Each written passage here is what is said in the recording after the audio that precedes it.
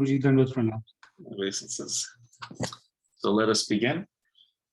Om Jnanatimidandasya Jnananjana Shalakaya Chakshuranalitam Yena Tasmai Shri Gurave Namaha Sri Chaitanya Manobishtam Stapitam Yena Bhutale Swayam Rupa Kadamaya Dadati Swapadantikam Manchakalpa Tarubhyascha Kripa Sindubhyeva Chapatitanam Bhavanebhyo Vaishnavebhyo Namo Namaha Jaya Sri Krishna Chaitanya Prabhu Nityananda Shri Advaita Gadadhar Srivasadi Gaura Bhaktavrinda Hare Krishna Krishna Krishna Hare Hare Hare Rama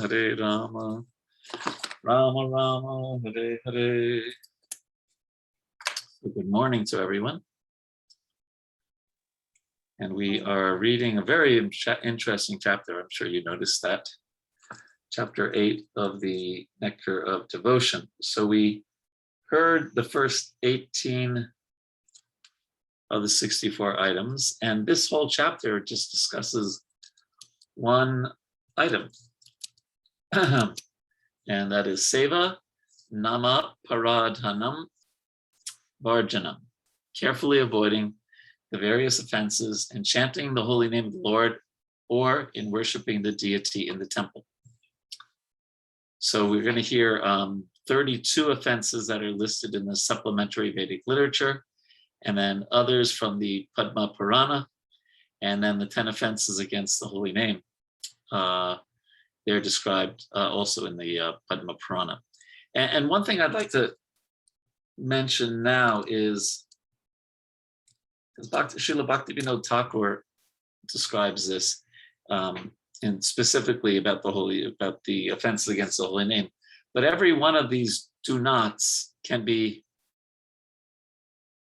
turned around and say, therefore you should do this.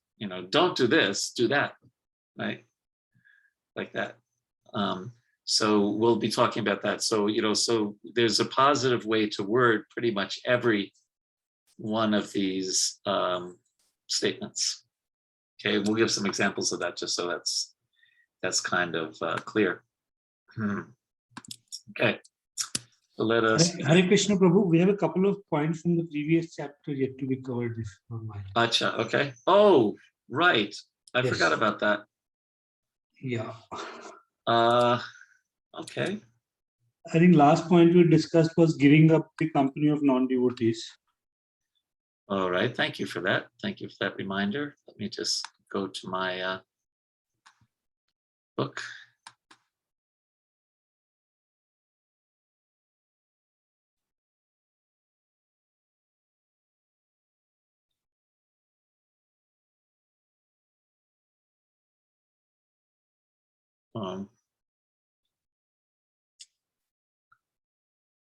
Well, this is chapter 7, right?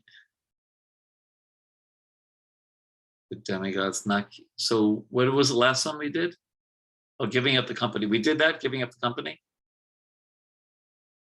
Yes? Yes, Prabhu, we did that. We did the giving up the company. Okay, so not accepting unfit disciples, constructing many temples, or reading many books.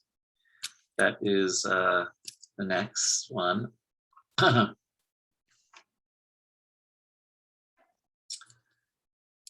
So if a person is seriously inclined to become a devotee, then the sannyasi should accept him. And if money comes of its own accord, the spiritual master will construct costly temples. But the point here is that one will do it is the intention that to spread Krishna consciousness, one can undergo all kinds of one can accept so many disciples, one can become very learned, read many books, one can construct many temples. The problem is that all three of these can be an anartha, an unwanted, can lead to unwanted things in a person who's not pure, right? So someone who wants to have many disciples just so they have many disciples, they can, be proud of that, or that the disciples will give them a lot of money or a lot of profit, adoration, distinction. That is not that is pratikul or unfavorable. But like, for example, in the case of His Holiness Jayapataka Maharaj, he has so many disciples that he was ordered by Srila Prabhupada to have 50,000 disciples or more. I remember Prabhupada saying 50,000. Maybe someone can correct me. So he, initiated so many devotees all around the world, Bangladesh and in West Bengal, and so many, but not for his own aggrandizement, but to carry out the order of his spiritual master. So similarly, Prabhupada sometimes went under great. There's this fantastic book by His Holiness Giriraj Swami about Juhu, because Prabhupada said one day a book will be written about how they acquired that temple and all the ins and outs and problems and everything. But Prabhupada did it to please Krishna. He even told Radha Ras Vihari that, please tolerate the situation you're in right now, and I will build you a palace.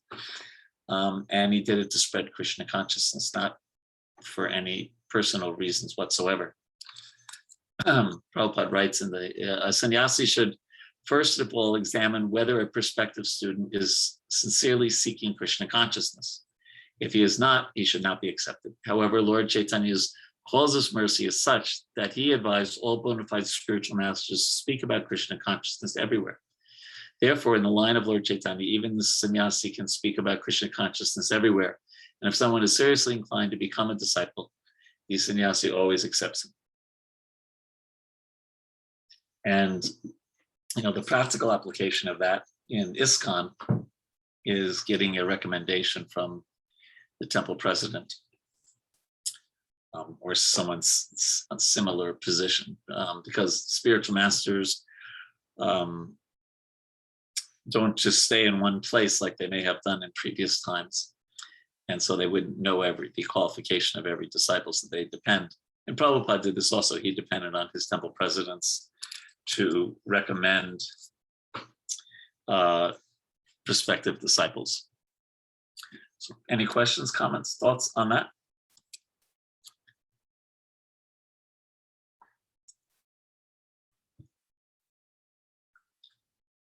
Okay, then we can go straightforwardness in ordinary dealings and equilibrium in loss and gain.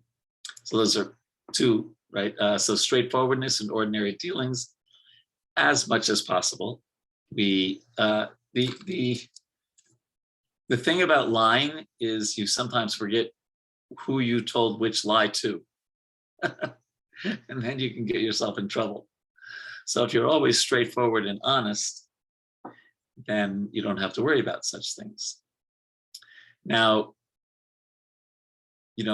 we are practical also. Prabhupada gives the example, I think I mentioned this before, that the dacoit is running after someone and wants to kill them, and the person hides someplace, and the sadhu sees where he hides, and so the dacoit asks the sadhu, where is he? And the sadhu points right to where he is. So he's being straightforward and honest, but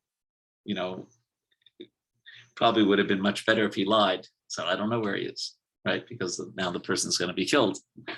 Prabhupada also mentions in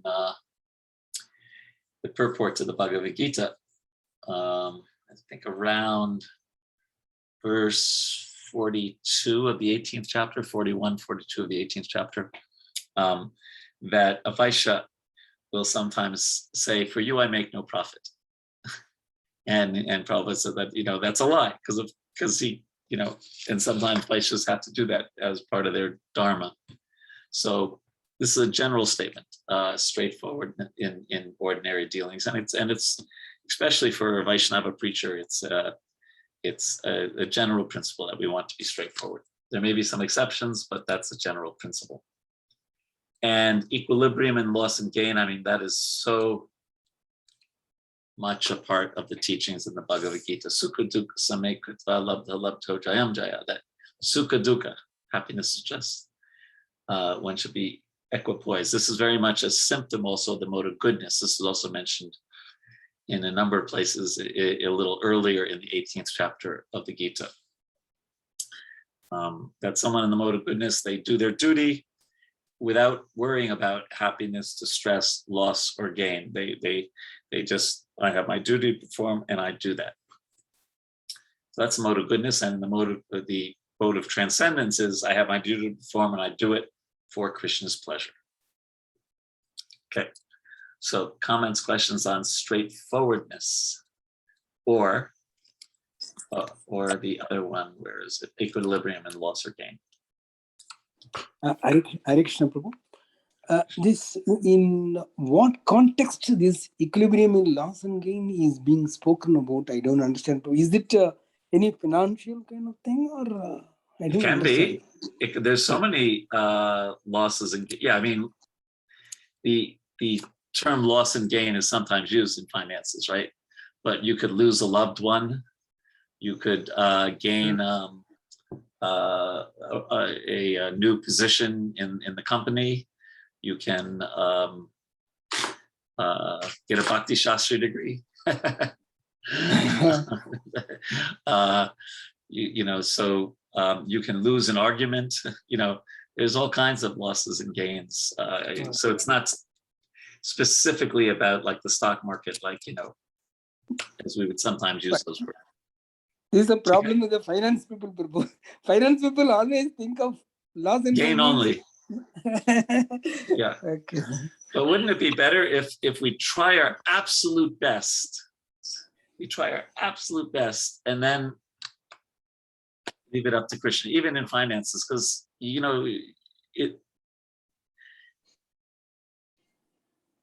would lead to a lot more of a peaceful mind. Because I'm not saying you just sit back and just like whatever. No, you focus, you do your research, whatever it is. If you do your absolute best, but then also ultimately we have our karma. There's situations in the world, right? Something crazy happens and the stock market goes right, where something brilliant happens and the stock market goes up. So that's what a devotee would do. We would try their best because they want to make money to offer it to Krishna and things, but then ultimately,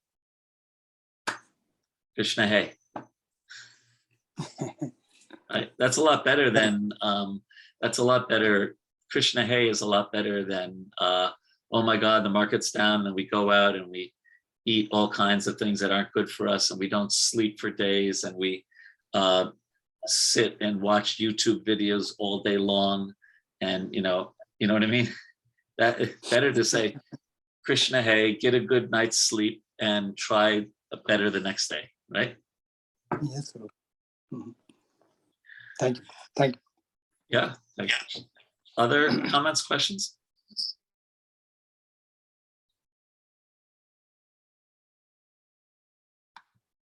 Okay, well then, let us carry on. The demigods. One should not neglect to offer due respects to the demigods. One may not be a devotee of demigods, but that does not mean you should disrespect them, right? But a Vaishnava may not be a devotee of Lord Shiva or Lord Brahma, but we are duty bound to offer them respects. I mean, we should offer respects to an ant. What to speak of Lord Shiva and Lord Brahma? So we should be very respectful to demigods, although we may not worship them as the Supreme Personality of Godhead, because that would be tattva vibramha, or a misunderstanding of philosophy. And not giving pain to any living entity. And there's a quote from the Mahabharata: a person who does not disturb or cause painful action in the mind of any living entity, who treats everyone just like a loving father does his children, whose heart is so pure, certainly very soon becomes favored by the Supreme Personality of Godhead. In so-called civilized society, there is sometimes agitation against cruelty to animals, but at the same time, regular slaughterhouses are also maintained. The Vaishnava is not like that. The Vaishnava can never support animal slaughter or even give pain to any living entity. So we also have to be careful about giving pain to others by our words. Words can pierce the heart more than any knife can. And in the 18th chapter of the Gita, the mode of ignorance is classified as someone who's expert at insulting others. Expert at insulting others. So that is not something that we want to be expert at. Right? We want to, as much as possible, go through the world, go through our life without causing pain to others. Now, that does not mean that we don't sometimes preach Krishna consciousness strongly. But we don't do it with our ego in the forefront. We do it with Krishna in the forefront. We're trying to help this person. And therefore, we may choose strong words sometimes in order to help them, but not with the motivation of, I'm better than you, you're just a terrible, this and that. But you're a spirit soul. I'm Krishna's servant. I'm trying to help you understand you're also Krishna's servant. Okay, so anything about either the demigods or not giving pain to any living entity? Hare Krishna, Prabhuji. Yes, Dandavat yes, Pranam. Mataji. Prabhuji is being straightforward and not giving pain to anyone. So if sometime it happens, if we have any misunderstanding with some devotees, and is it good to tell them straightforward? But sometimes we have also a thought that what if they get offended? So what to do in that case? Let's see. That's a good question. I'm just going to see if I can give me one second.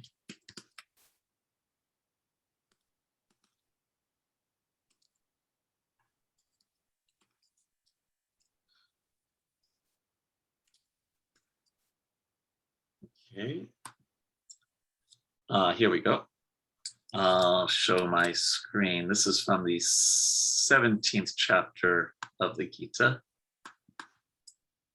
Austerity of speech is speaking words that are truthful, but look at the next word, pleasing, beneficial, and not agitating to others, and also in regularly reciting the Vedic literature. So being straightforward may be truthful, but can we also do it in a pleasing way and do it for other people's benefit, not to just beat them up, so to speak, and that don't agitate them. So does that help at all, Ratika Mataji? Yes, Prabhuji. But sometimes it's like, there are some misunderstanding. Maybe we pray to Krishna so that those misunderstanding will go, because sometimes those speaking straightforward, they don't understand. So, Yes, just like Srila Prabhupada tells that, I don't know if it's a Hindi saying or a Bengali saying or whatever, that you chastise the daughter-in-law by chastising the daughter. You know that saying? Yeah. Right? You can't kind of get heavy with your daughter-in-law. She's still getting used to being in the family and all that, but she really puts way too much salt in the kitchery. So then you go to your own daughter, who you've had a relationship since birth, and you say, you have to be be much more careful about the salt. Too much salt is really bad. Don't you agree? And she says, yes, it's really too much salt. And the daughter-in-law is hearing all this, and she gets the point. So that example shows that we have to be a little, I was going to say chalu, but no, not really chalu. We just have to be intelligent to how to do things in a way that that satisfies this verse in the 17th chapter. Okay, Mataji? yes, thank you, Prabhuji. All right. Other questions, comments? We have a question regarding the construction of temples. Uh-huh. I hear that Prabhupada had either often or at least once mentioned that not to focus so much on building magnificent temples in West, but to build magnificent temples in India. So any views on this? I know somewhere I've heard this, I'm not very sure. I don't know where, I'm not sure if I've heard that. He sometimes said that, if you have a choice between book distribution and that the book distribution would take first place in terms of priorities. At the same time, you can see that he focused on Mayapur, Vrindavan, Juhu, and those were, big. And we see that temple. There may be some truth to that. I mean, it's interesting here in America now. There's a lot of temples that are starting to build temples. Matter of fact, here in Washington, I think I mentioned that we're having our Grand Bhumi Puja on Balaram Purnima just 10 days from now, or less than 10 days from now. So we're starting a temple here in New Jersey. They're starting a new temple. Vancouver has plans for a new temple. Gainesville, there's a number of places. And of course, we see in India, ISKCON India, there's so many temples being built. We just have to remember the purpose, right? Of them. So, but it's an interesting statement that you made. And maybe, I mean, just in terms of I think your question is more about preaching strategy, right?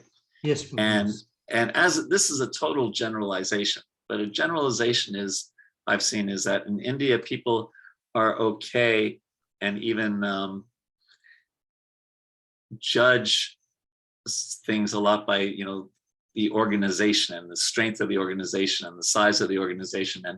And in the West, people are a little bit more inclined to the individual spirituality and their individual life, and aren't so concerned, or even sometimes they're put off by organized religion, and things like that. So there may be some practical truth in what you're saying, but I don't recall where that, if Prabhupada said that someplace. I'll share the reference if I'm able to locate it somewhere. I'll share that. Please do. Then we could try to look at the context and see what it is saying. Yes. And the other thing is that things have changed. So Prabhupada said that in, let's say, 75. That's what is that? 40 some odd years ago, right?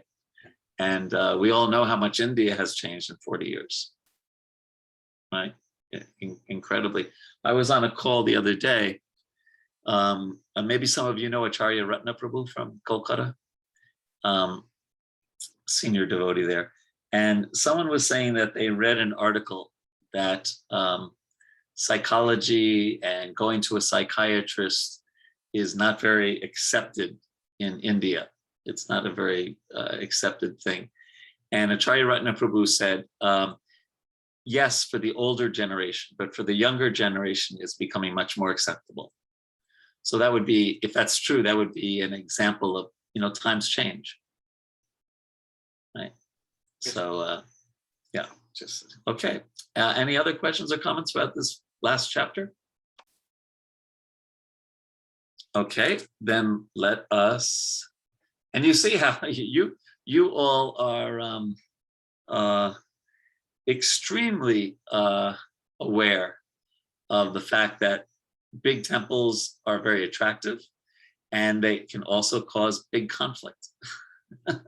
Right? You're more aware of that than pretty most people in the whole ISKCON world.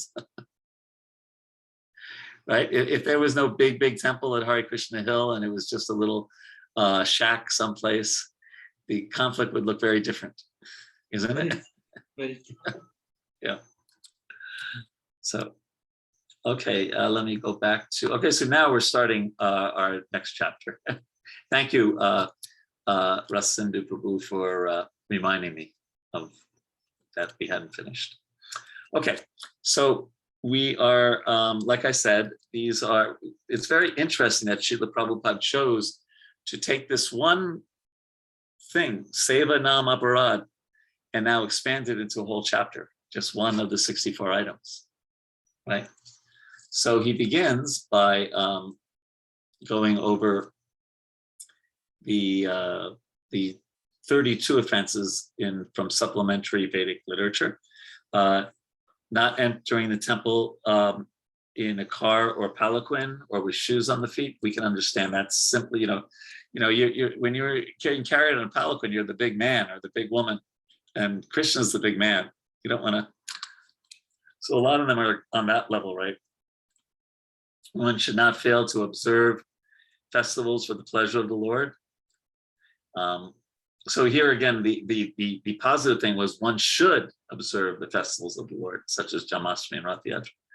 One should not avoid bowing down before the deity, or in other words, we should bow down nicely before the deity, right? Because he's God. So one should not enter the temple or worship the Lord without having washed one's hands and feet after eating. And generally, if one has eaten, the pujari would take bath and wear new clothing if they're going to actually go on the altar. But yeah, when naturally we do these things, right? One should not enter the temple in a contaminated state. And this one, I've heard different devotees say, yes, this is the Vedic tradition about, what is it, 12 days for Brahmana and 15 days for Kshatriya. But ISKCON devotees may not follow that so strictly, because the higher principle may be to go see the deities and advance Krishna consciousness by doing that. Carrying on, one should not bow down with one hand. It's just the point being that paying obeisances should be a very conscious act, not just like one of those mindless things. No one wish how to go, right? And then we get up. But actually, it should be it should be an external act of devotion. Hopefully, it's an external display of internal consciousness. One should not circumambulate in front of the Lord. Because circumambulating is a kind of worship. So even you see in most of our temples, we have Tulsi Puja after the curtains are closed, right? So because we do circumambulate Tulsi. Of course, Krishna would be pleased seeing us circumambulate Tulsi, but still, I don't know if that was the reason that it's done at that time, but it is the way it is done at most, if not all, ISKCON temples. But the idea, again, is that you're dealing with the Supreme Personality of Godhead.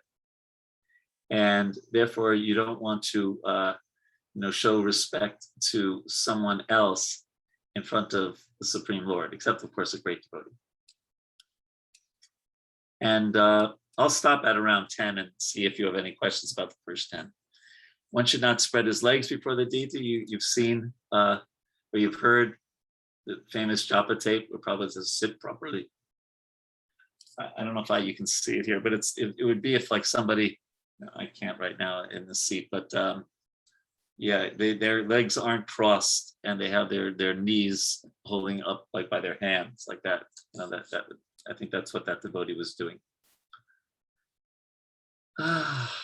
One should not sit before the deity holding ankles, elbows, or knees with one's hands. Now that one, I'm not sure, but again, this was written 500 years ago when that was maybe not considered very respectful. One should not lie down before the deity. You don't want to be taking rest in the temple room. So any questions, comments on those first 10?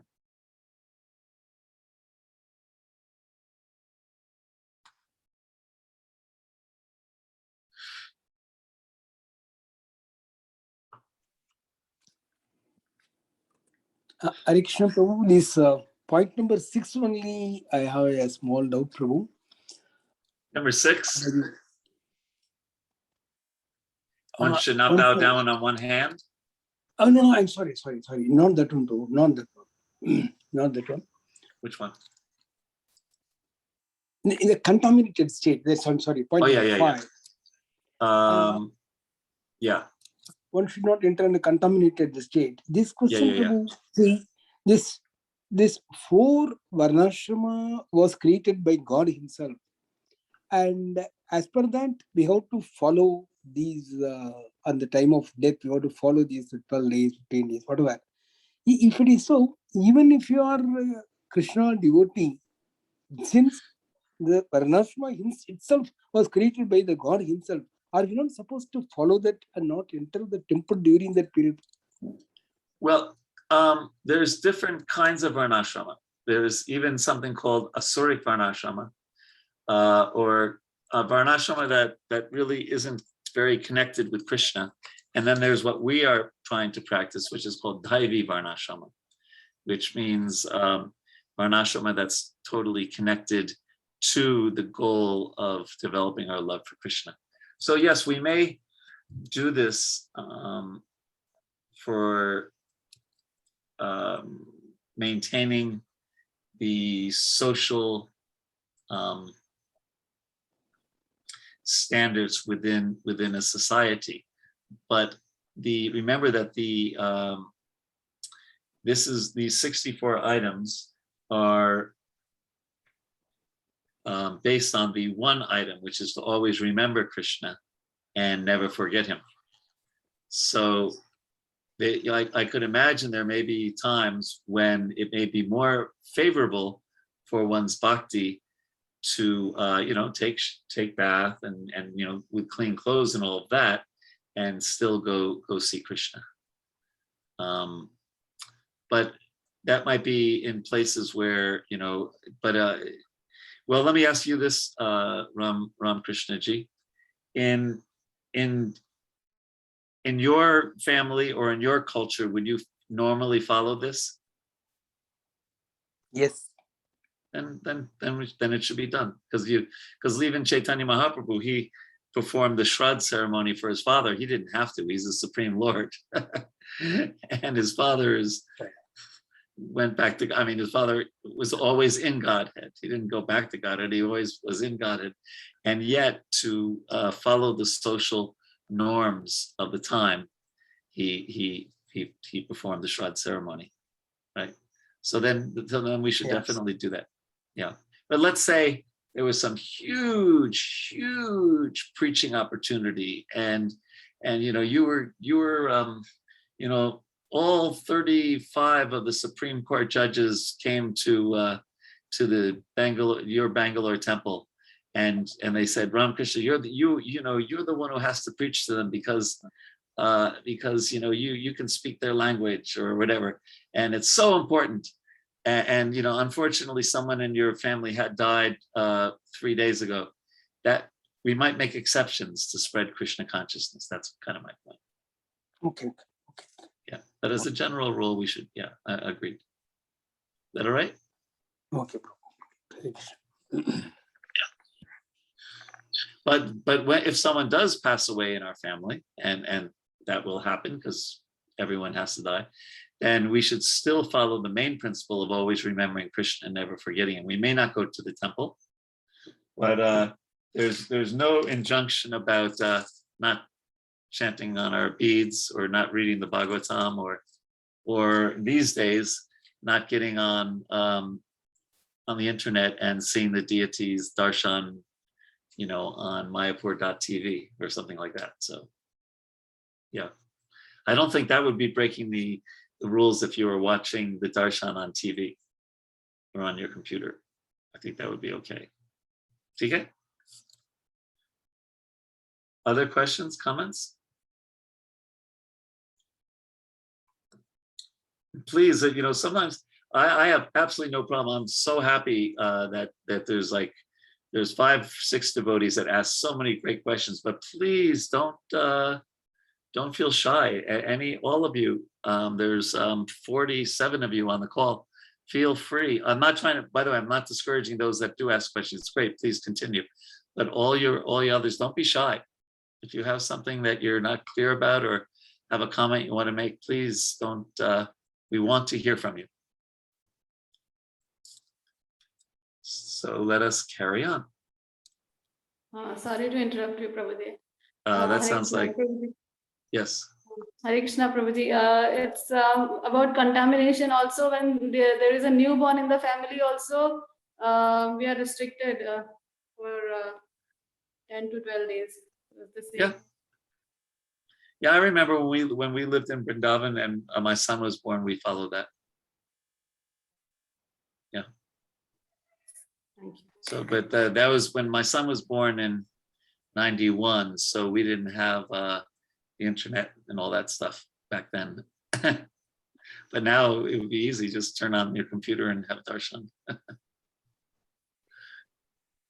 I have a friend here in America who he attends like so many different Mangal artis. He attends Mayapur, you know, which is at night for us. He attends the Alachua one, and then he attends the Los Angeles one, which is 3 hours later. Like that, he attends so many Mangal artis a day. Yes. Hare Krishna, Prabhu. Yes. One more question I have. In contaminated state, we have deities at home as well, right? So it is very difficult to take care of them during that time. So what we should do? There's a devotee named Nishringa Kavacha Prabhu, who's the deity minister. You should ask him that question. We have to be practical. So if it's practical to get a god brother or god sister to come over to our house and do the puja for those few days, or even for myself, we have Govardhan Shila here in our, sometime I'll go and give you all darshan. He's taking rest already now. It's 8:30 at night here, but so sometimes when my wife and I travel, we ask another devotee to take care of him. I mean, he's only this big, so we can just easily transport him to someone else's house, or we give them the key to our house and they come over and do the puja.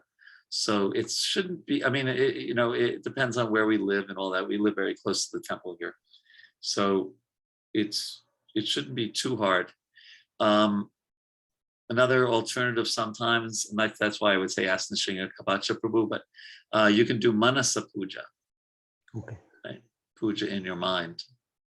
That is acceptable. I know devotees who travel like with their Govardhan Shilas or their deities, and they're in an airport for 8 hours. And they can't, you know, set up everything and Correct. get their Achman cup and find pure water and all that. So they do it in their mind, which is also acceptable. So there are ways around it. Okay. Yeah. Hare Krishna. Thank you, Prabhuji. Yes. Okay, so let's go on to 11 and onward. One should not accept prasad before the deity. Now, yes, you know, a whole feast, you can take mahaprasadam in front of the deities.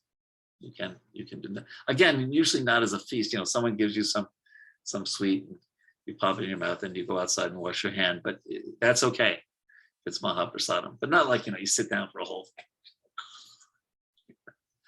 5 chapatis, and 3 samosas, and all that. No, you know, but some mahaprasadam is okay. But generally not. One should never speak a lie before the deity. Yes, and we see that in the pastime of Shakshi Gopal. One should not talk very loudly before the deity. Yeah, you don't want to. Yeah, again, we want to be respectful. We're in the temple of the Lord. One should not talk with others before the deity. Of course, you can talk about Krishna and also sometimes practical things about seva, but it should be in a low, respectful voice and not just gossip or politics or something that's just unnecessary to talk about in the temple. And obviously one should not cry or howl before the deity. Now, if you're crying out of ecstasy and you can't control yourself, that may be a different thing, but material tears and what speak of howling is not very good. And similarly, one should not quarrel or fight before the deities.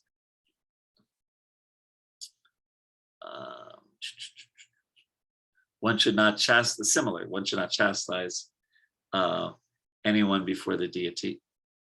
One should not be charitable to beggars before, because it's kind of like it's showing respect to someone else when you're in front of the Lord. One should not speak very harshly to others. One should not wear a fur blanket before the deities. Now, I don't know what fur blanket refers to 500 years ago, but because it's a source of violence or because it's very opulent, I'm not sure the context. But did I just cover 10 more? I guess I did. Any questions on those next 10?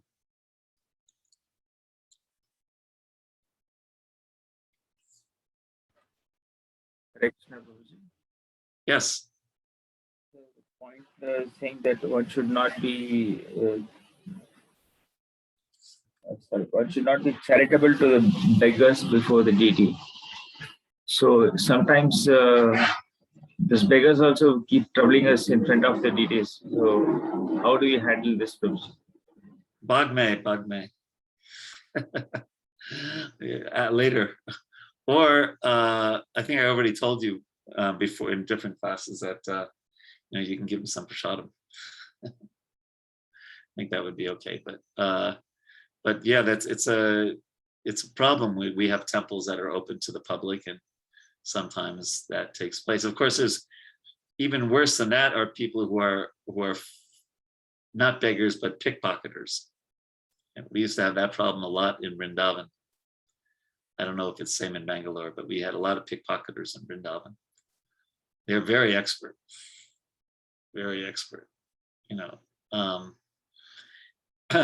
So yeah, it says here we shouldn't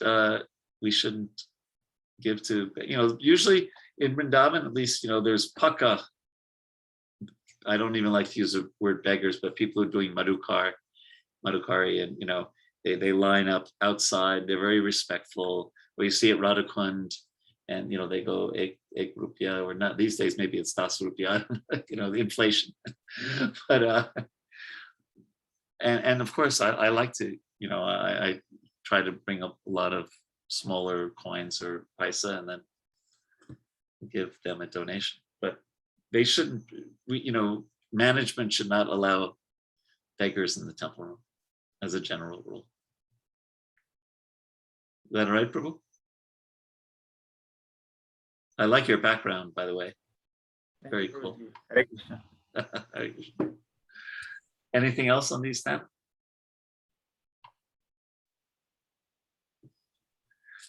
Okay. Hare Krishna, Prabhu. Oh, yes. Prabhu, this is regarding the 15th. One should not cry or howl before the deity. But generally, when the material problems are too much, we tend to just express this before the deities. So automatically the tears comes out. It may not be a bhava or prema for the deities, but it's due to our problems in our life. So is it right in that, or? I'm not sure, because I'm not sure what the context is in this regard. I mean, if we just take it at face value, then we should try to avoid that. We also hear that one should cry for Krishna, right?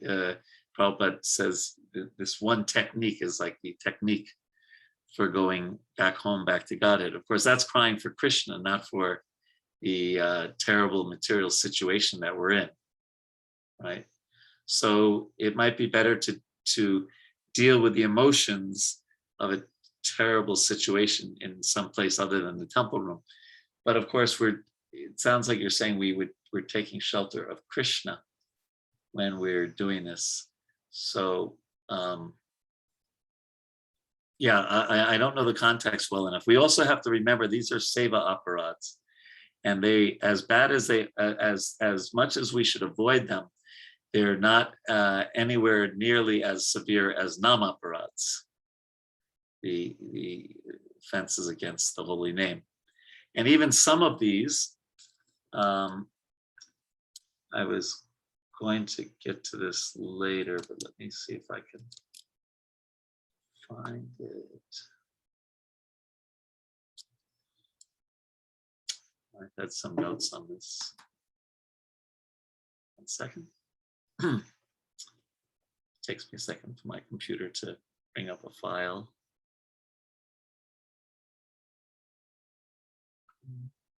Krishna, Krishna.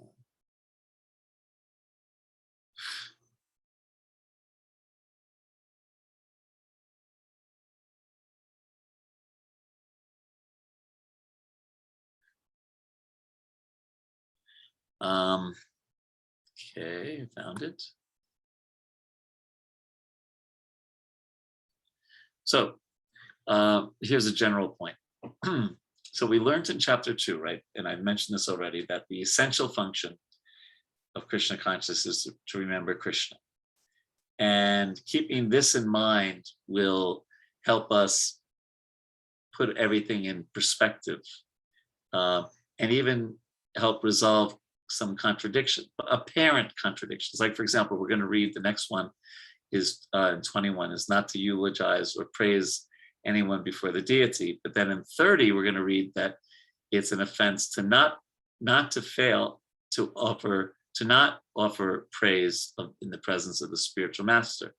So that may sound contradictory, right? Because if the spiritual master is before the deity, it's unavoidable to either mess up this one or mess up that one, right? Either you don't glorify him and then you commit that offense, or you do glorify him and you commit the other offense, right? But if we remember the principle, then it's easy to resolve the contradiction by having, just keeping things in proper perspective and seeing that these details are there to help remember Krishna. That verse was Smartavya Satatam Vishnu Vismartavya Najatuchit Sarva Vidi Nishedhashur Etayor Eva Kinkaram. That the vidis and the nished, the do's and the don'ts are kinkaras, they're servants of this principle. So if we're remembering Krishna and then out of respect for the deity, we may choose to praise the spiritual master in our minds or with some, simple gesture of respect. Fine, because we're remembering Krishna as we're doing that. Or we may choose to openly praise him as Krishna's servant for the pleasure of the deities. And neither is an offense because they both ensure that we're respectfully remembering Krishna. Okay, so I would not say that it's necessarily absolutely an offense. One is going through some real difficulties in one's life, but one's there and trying to take shelter of Krishna and remembering Krishna. I don't think that would necessarily apply to this crying and howling. Because like I just said, we're remembering Krishna. But if one's just going into the temple room and not really taking shelter of Krishna, everything is just, oh, I just can't believe my, I didn't get into IIT, and oh, my life is ruined, and it's not taking shelter of Krishna while doing it, but they happen to be in the temple room. And that would be that offense. I hope that's helpful. Yeah, thank you, Prabhu. Okay. Anything else? Let's go on then to, let's see. Oh, wait, now did I read the right ones? Yeah, 20, 21. There's so many here I have to. And here we are, 21. One should not eulogize or praise anyone else before the deity. Of course, we sometimes do it for the deity's pleasure, right? Like we say, Achyuta Prabhu distributed 245 books today, Haribol, right?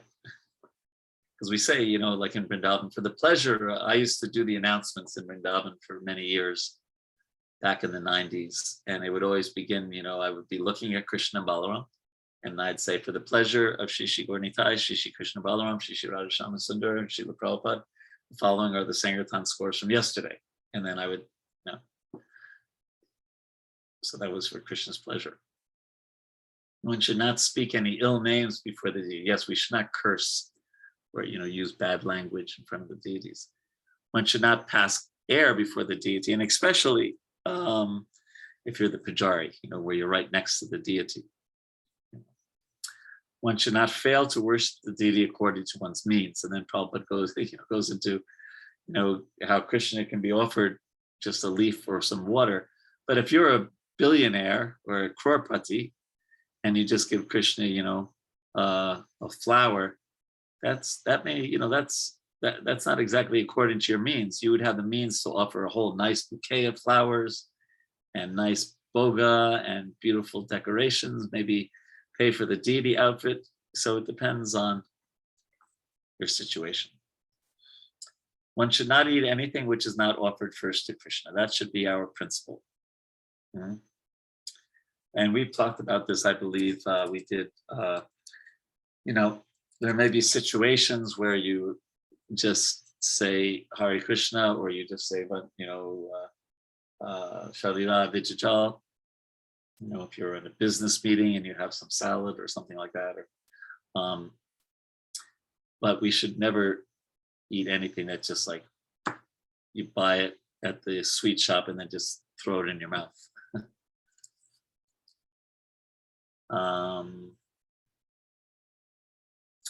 One should not fail to offer fresh fruit and grains to Krishna according to the season. So we should offer Krishna fresh fruit and grains to Krishna according to the season.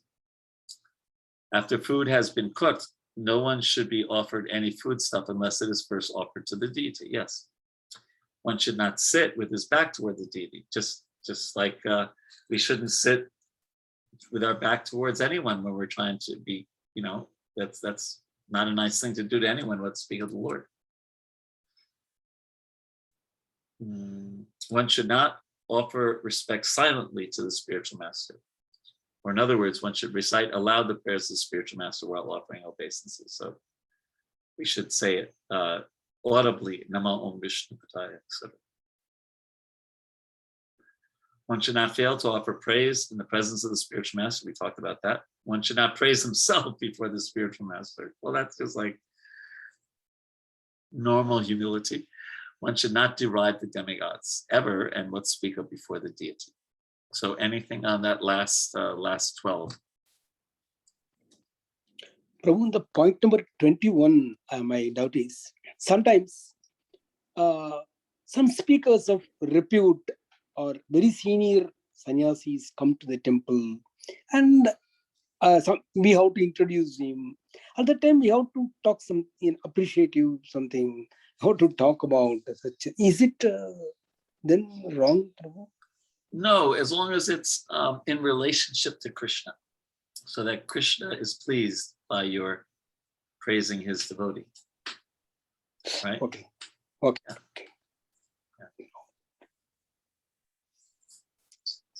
Any other questions or comments? Prabhu, on point number 27, after food has been cooked, no one should be offered any food stuff.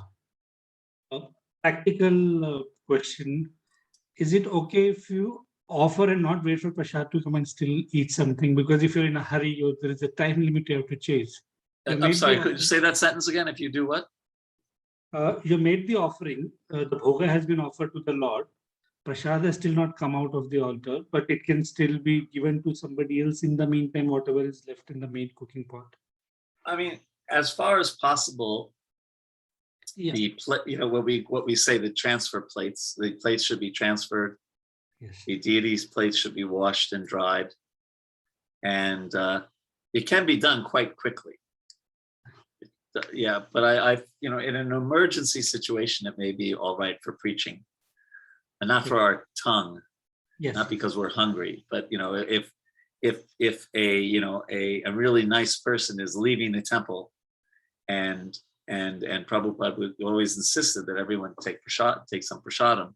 So yes, in a situation like that, but it should be rare, because if the of course you're right that so you make an offering on the altar and then the deities have to eat. We don't just take it off immediately, right? We may at home we may do things quicker. The kids are going off to school. There's different things, but in the temple, so there is some delay. But generally at least, and again, we can check with Nishinga Kavacha Prabhu, but at least the plates should be off the altar. Otherwise, you're starting to eat while Krishna's still eating, you know? So we should try to avoid that. But in emergencies, we may do just about anything to preach Krishna, not anything, but we can stretch things in order to preach. But the challenge always becomes when the exception becomes the standard. Yes.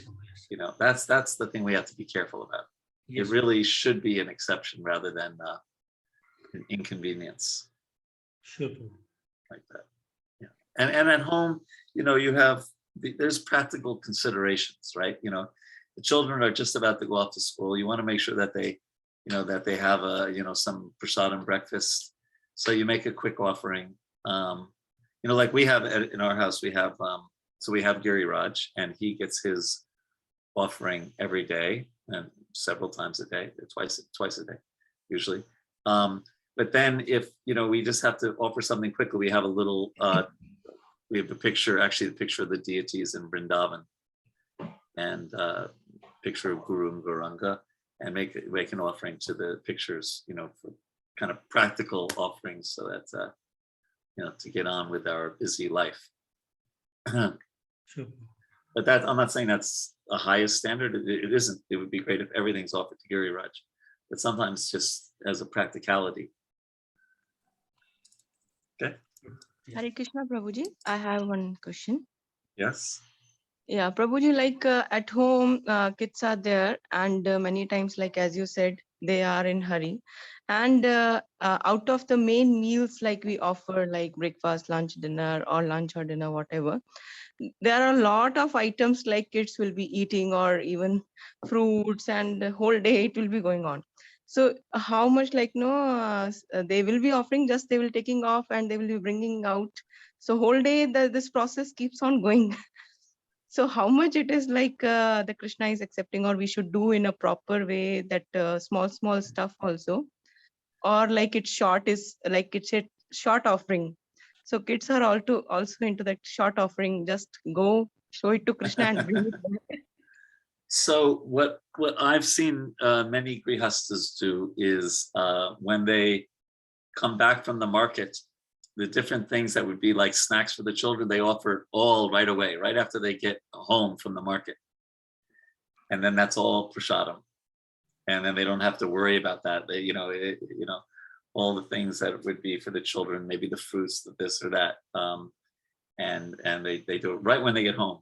And then they, make a proper, and they can sometimes offer that nicely to their deities, but then the whole shopping, at least that would be kind of those snacks, is all taken care of. And then they, of course, would cook for their deities at regulated times. But that may be one way to do it. You could try that and see if it works. Yeah. Another one doubt, Prabhu, like I have doubt regarding pickles and sauces. Like we use it from one bottle or something, like is it allowed to re-offer it, or we are No, not? you should offer it once. They'll offer to the achar, you mean? You take it out, you offer it to the Lord, and then the whole bottle is considered offered.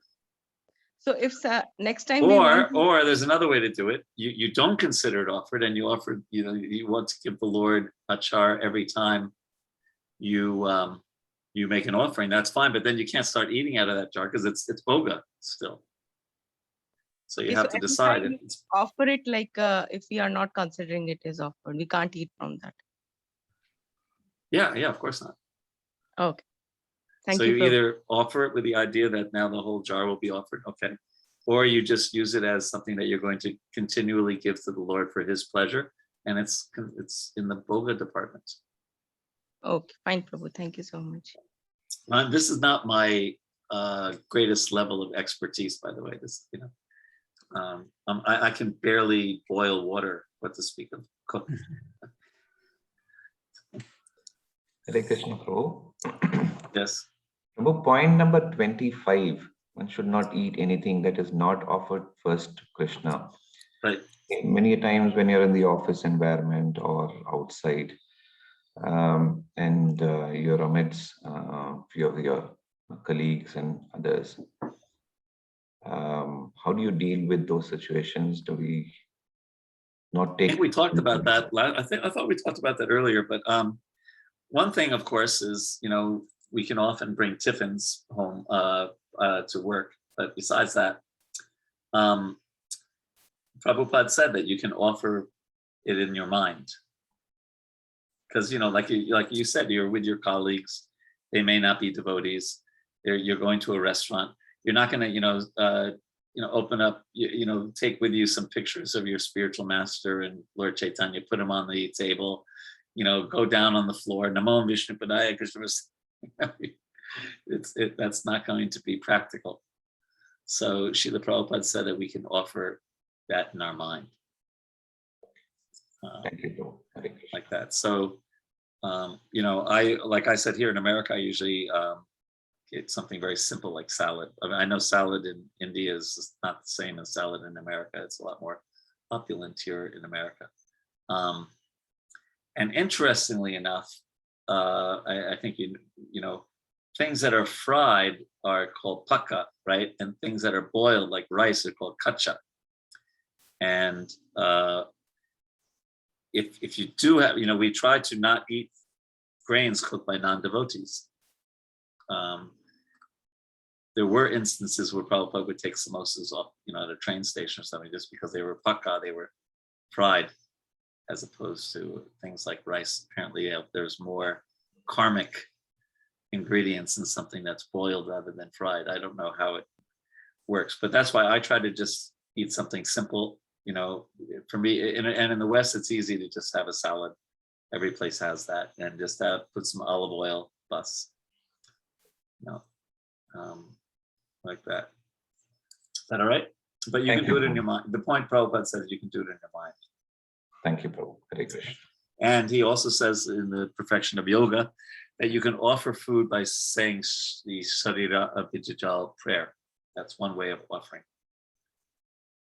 So if you were really in a bind and you don't have time to go Namo Vishnu Padaya Krishna Pasaya, No Havanyaya Krishna Vedayate, and all that, these Sharira Abhijajal.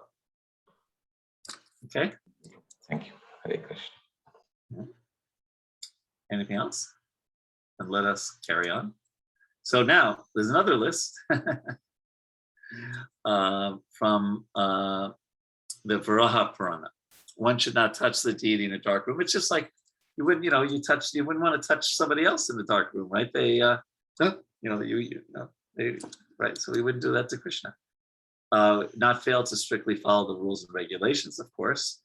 Not enter the temple without first making a sound. Just again, you'd startle somebody if you just walk into their house. No, you knock on the door, right? You wait for them to let you in. So similarly, we make, we hit the bell if there's a bell, or we, knock or something to say that we're here. You wouldn't just walk into your spiritual master's room, right? Right? You would knock on the door if it was, or you, check with his servant and say, may I come in now? One should not offer any foodstuff to the deity which has been seen by dogs or lower animals. Just the idea that you don't want somebody lusting over the food that you're going to offer, the bhoga that you're going to offer to Krishna. So therefore,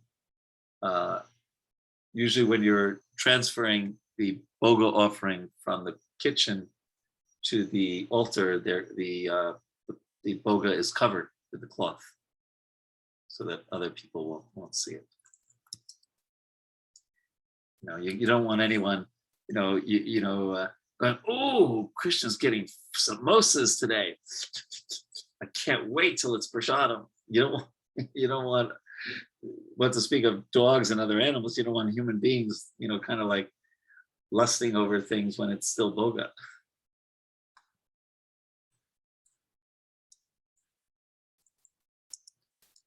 Okay. One should not break silence while worshiping.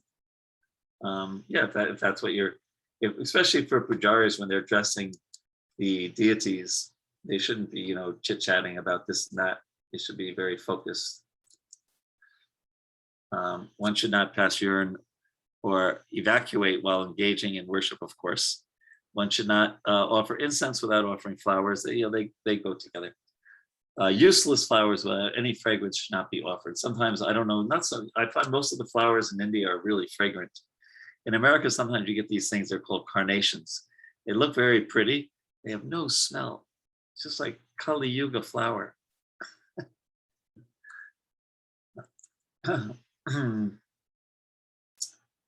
One should not fail to wash his teeth very carefully every day. It's true. One should not enter the temple directly after sexual intercourse. That's another thing. Of course, one should take bath afterwards and give it some time. One should not touch a woman during her menstrual period. One should not enter the temple after touching a dead body. One should not enter, just like when we would take bodies to be cremated at the Jamuna in Vrindavan, then we would all take bath with our clothes on in the Jamuna afterwards. I remember that.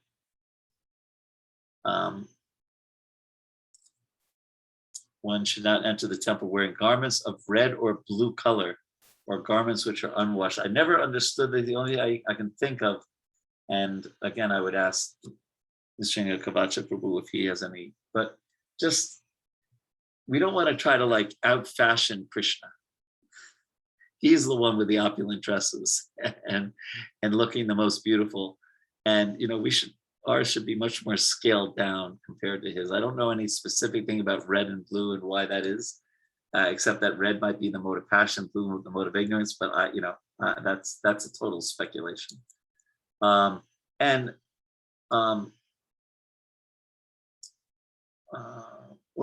garments which are unwashed. Of course, they should be clean. Yeah. Oh wait, no, that's not the red. Oh yeah, red or blue or garments. One should not enter the temple after seeing a dead body. One should not pass air. We know that. One should not be angry. We heard that.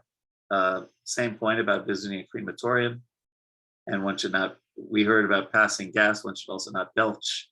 In other words, it's better not to go to the temple right after you had a big meal.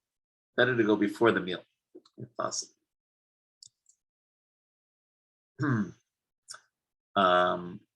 Okay, so we'll stop there and ask if you have any questions or comments about any of those points.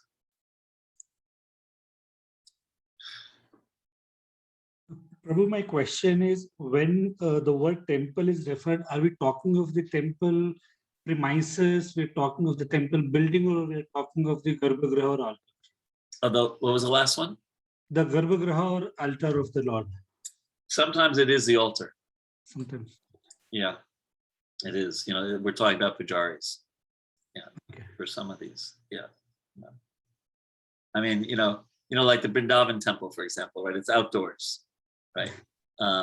So if you can't control yourself and you pass gas and you're in the courtyard of the temple, like about 10 meters from the deities, it's like, but you're a pujari and you're like 10 centimeters from the deity. It's not the same.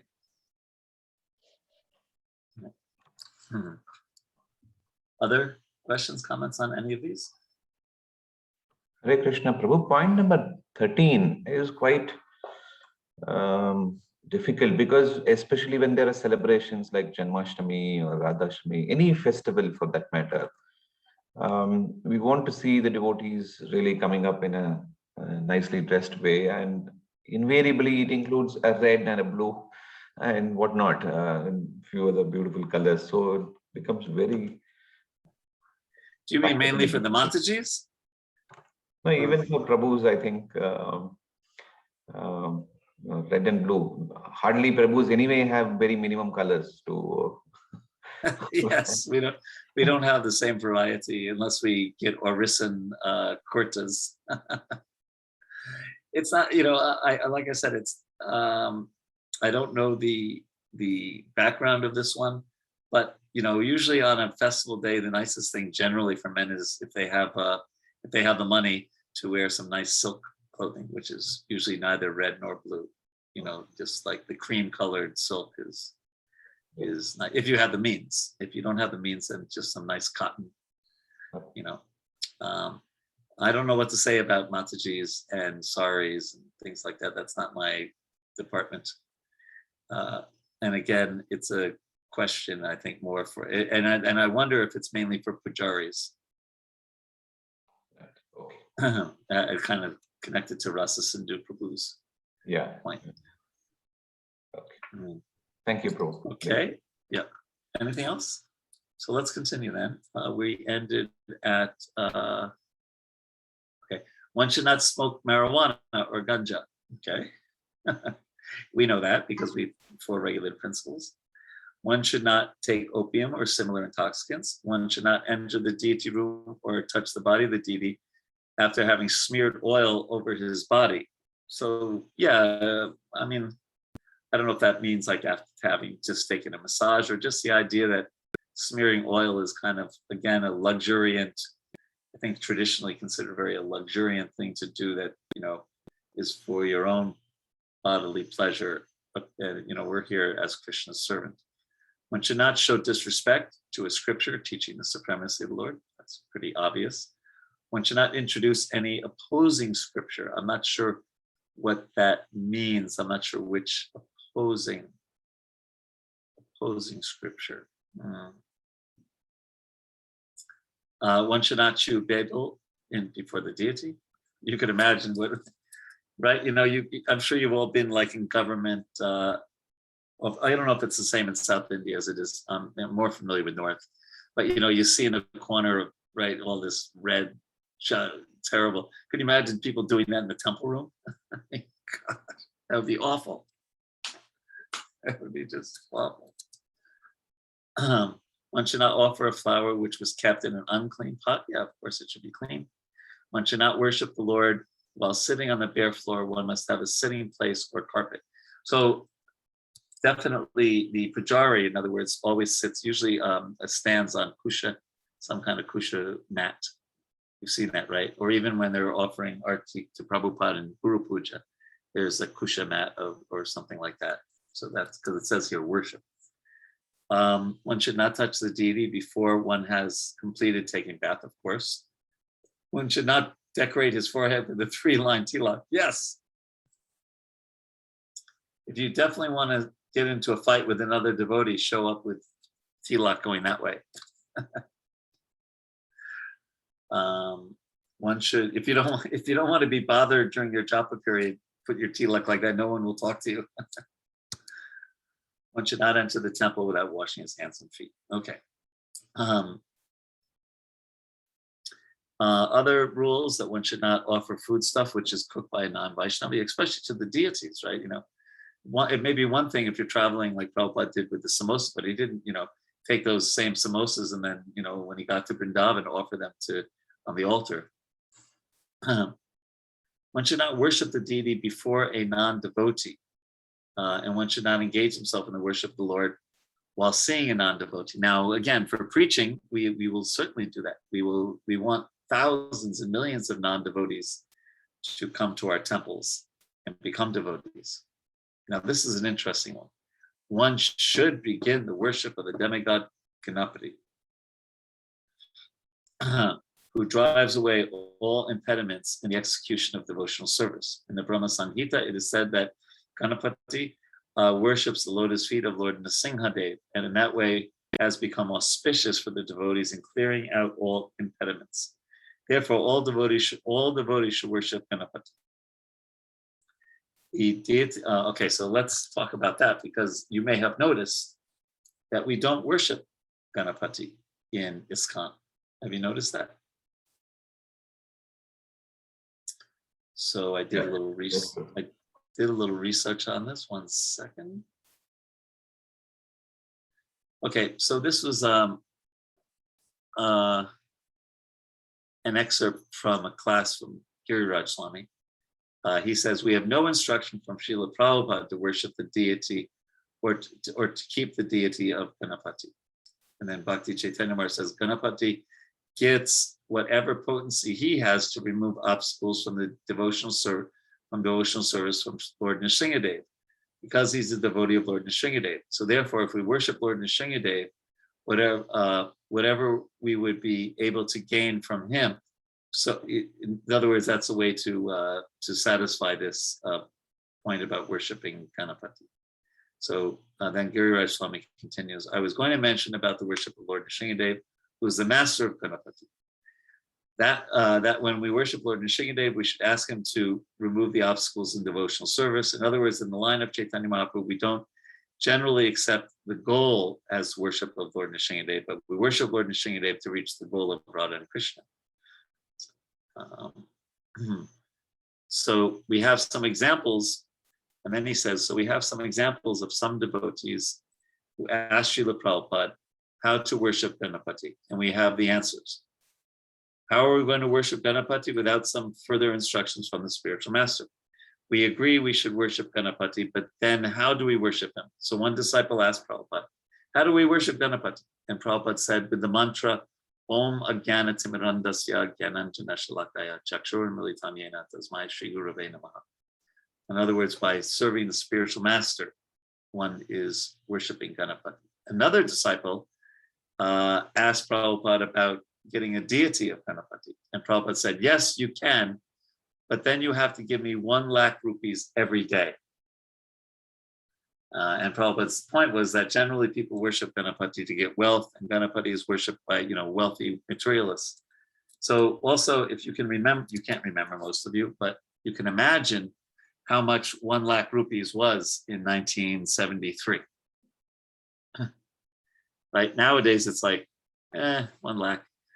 1 lakh rupees is probably similar to 1 crore today, or something close to that. It was, and so he said, yes, you can do it as long as you give me 1 crore every day, or in today's money. So why was Prabhupada like that? I can't say. Sometimes, Prabhupada really wanted to just keep things simple. Krishna, Radha and Krishna, okay, Lord Ram, Lord Chaitanya, Lord Nrsingadev. Keep it simple, because then people say, oh, is Ganapati a demigod? And and of course, what to speak of, I don't know, this was his, I can't read Prabhupada's mind, so I won't even try. But that was his, and twice, even though it's mentioned by Rupa Goswami here, twice Prabhupada said it's not needed here in ISKCON. You can worship Ganapati by worshiping Lord Nrsingadev. Okay. So Sham Balaba Mataji put in the chat, point 11, in ISKCON, many Matajis like to come to temple during this time too, but it is said that one should not touch the woman in her menstrual period. Is it good to suggest someone to come to the temple or ask them to stay home? I've heard different things about this. In Vrindavan, most devotees most Matajis would stay out of the temple during that time. And it's, I don't want to get into it too much, but it's a time when they should basically be resting their bodies anyway. And and just take, it's just taking it easy, basically, and resting their bodies. So again, if there's some absolute necessity, then there may be a reason for it. But otherwise, 3 days a month or something like that, you feel separation from the deities. It's not the end of the world. That would be that. But again, this is more Vraja Vihari than an absolute. I don't want to. I want to be clear that a lot of these questions that have been asked of me today are my understandings or my suggestions, but they're just suggestions. They're not. Your spiritual master may have a different view on some of these points. And in the early days of ISKCON, Prabhupada would even have women be pujaris during that time because, it was just practical. There weren't a lot of pujaris. And in India, most women are not pujaris on the altar, so it's different. Murari Madhava says, point 28, one should not decorate his forehead with 3-line tilak. No, this is referring to Mayavad tilak, not Shivats, not Shri Vaishnava. No, not Shri Vaishnava. The Mayavadi Sankaracharya program. I hope that's helpful, Murari Madhava Prabhu. Okay, so we mentioned Ganapati. The deity should not be bathed in water that's been, yeah, the nails and fingers, you try not to, like, for example, when you are, I don't know if any of you take ordinary water in your achman cup and then you want to make it pure water, right? So you try to touch the water with this part of the finger, but never your nails, and then you say the mantra Ganga Chap Jamuna Chaiva Godavari Saraswati, etc., and call the different sacred rivers into that water. But you're careful not to just dip your whole finger. Yeah. I don't know, exactly why nails are, but they're not considered so clean.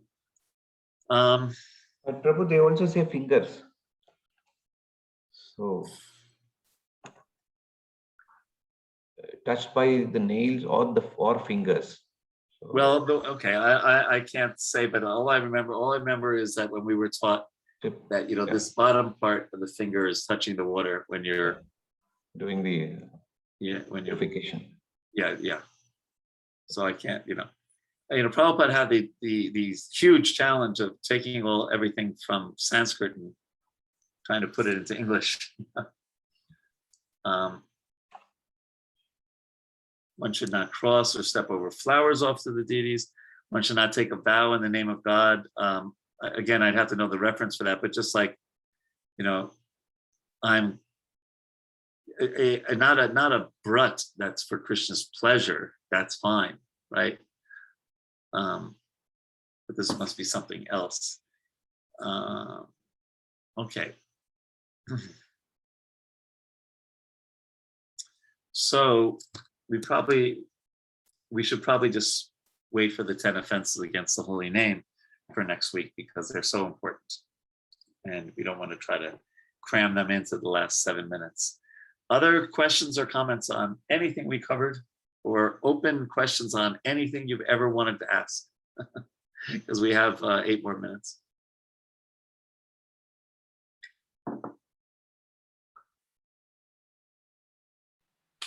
Hare Krishna, Prabhuji. Yes. Prabhuji, what is the source of scriptures for all these points where Srila Rupa Goswami is mentioning, Prabhu?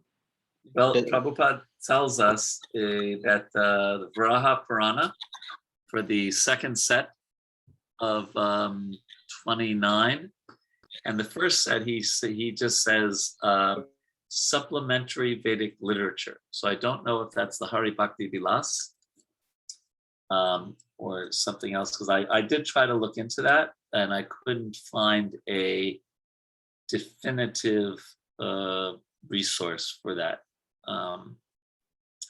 Just supplementary Vedic literature. Let me see. Let me just check one other source. No, I don't have any reference for what supplementary Vedic literature means. Other questions or comments?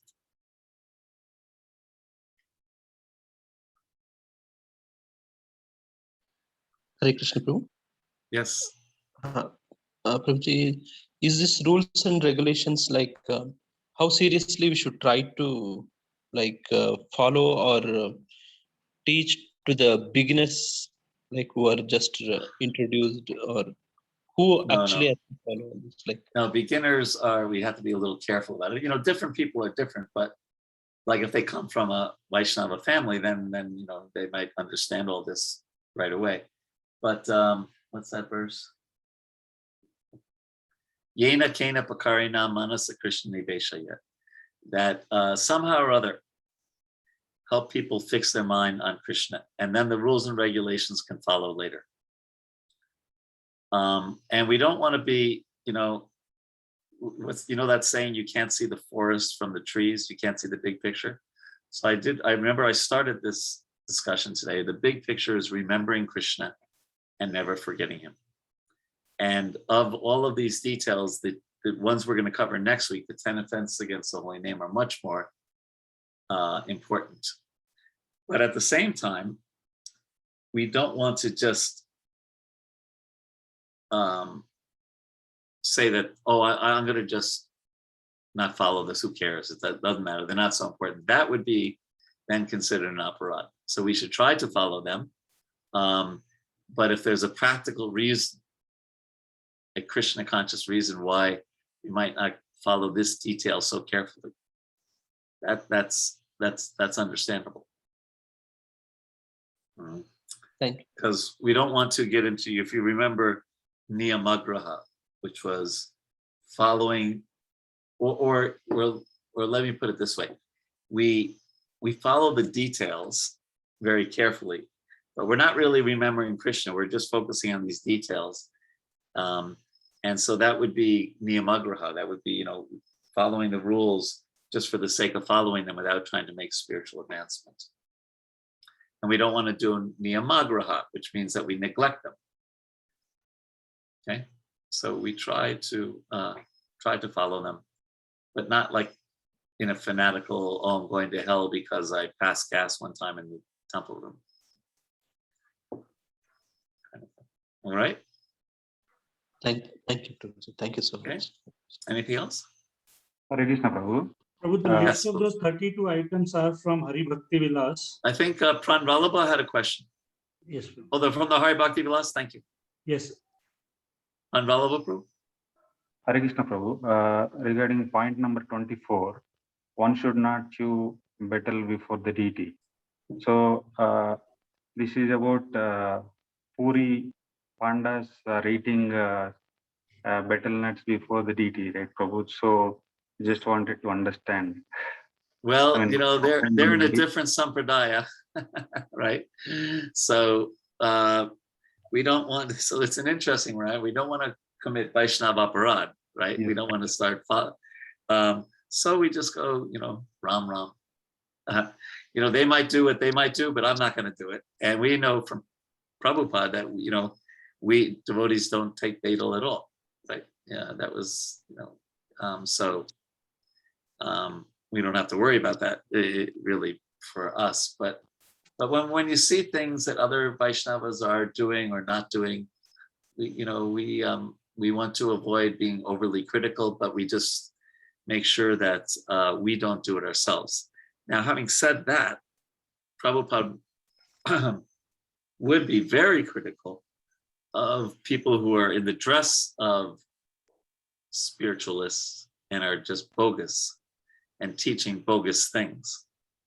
And Prabhupada would call that out, right? He would, you know what I mean? He would, we see so many times I was just reading someplace, where was it? It was today. Oh, I think it was in the 7th canto, 10th chapter, where Prabhupada said, he basically has two missions, which is to spread bhakti and to expose the cheaters. Because the cheaters have become very popular in the world, and people are not getting the real thing. So it depends, but probably the Panda in Puri, I would probably try to just not say, oh, I'm not gonna do that. Whatever they do, that's between them and Lord Jagannath. Unless they were like saying, I don't know, totally bogus philosophy, then we would say, no, that's bogus philosophy. Is that all right, Pranav? thank you. Okay, I think our time is up today, and I think we have an announcement from Varda Krishna Prabhu.